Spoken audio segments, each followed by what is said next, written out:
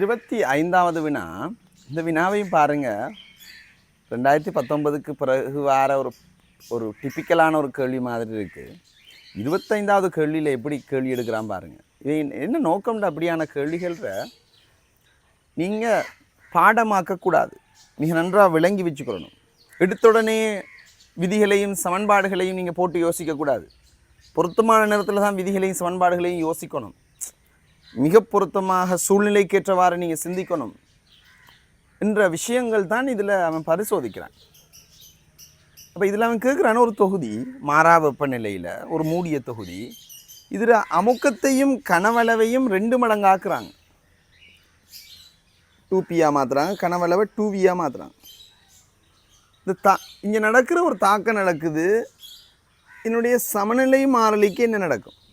ஏபியா மாறுற சமநிலை மாறிலிக்கு என்ன நடக்கும்னு கேட்குது. இப்போ சாதாரணமாக யோசிக்கிறார்கள். அமுக்கமும் கனவளவும் 2 மடங்கு ஆகும்போது பிவி சமன் என்ஆர்டி போட்டு யோசிக்கலாம். இது அமுக்கத்தை கூட்டும்போது என்ன நடக்கும்? கேபி கேசி இப்படித்தான் வளமையாக யோசிக்கிறது. ஆனால் நல்லா விளங்கிக்கொள்ளணும். அடிப்படை தியரி உங்களோட மனசில் இருக்கணும். என்ன? வெப்பநிலை மாறாத போது எந்த ஒரு சமநிலை மாறிலியும் மாற்றமடையாது. சமநிலை மாறிலி மாற்றமடையாது. ஊக்கி போட்டாலும் சமநிலை மாறிலி மாற்றமடையாது. ஆனால் தாக்க வித மாறிலி மாற்றமடையலாம், அது வேறு. சமநிலை மாறிலி வெப்பநிலையில் தான் தங்கியிருக்கு. கேசி, கேபி, கேஏ, கேபி, கேடி, கேஎஸ்பி எல்லா விதமான சமநிலை மாறிலிகளும் வெப்பநிலையை மட்டும். அவன் மாறா வெப்பநிலைன்னு அவன் தாரதால் நீங்கள் 25வது கேள்வி இல்லை, அது 40வது கேள்வி இல்லை, 50வது கேள்வியாக கேட்டிருந்தாலும் வெப்பநிலை மாறாத விடத்து அங்கே சமநிலை மாறிலி மாறாது என்ற ஆன்சர் தான் அங்கே உங்களுக்கு வரப்போகுது. பாருங்கள், அந்த ஆன்சரை முதலாவதாக கேட்கல அவன். சமநிலை மாறிலி மாறவில்லை என்றதை முதலாவது நீங்கள் கேட்டால் உடனே முழிப்படைஞ்சிருவீங்க. உடனடியாக வேறு வேறு ஆன்சர் தான் கேட்குறான். 2 மடங்கு, 1 மடங்கு, அப்படி அத்தனை 4 மடங்கு, இப்படி வேறு வேறு விதமாக கேட்குறான்.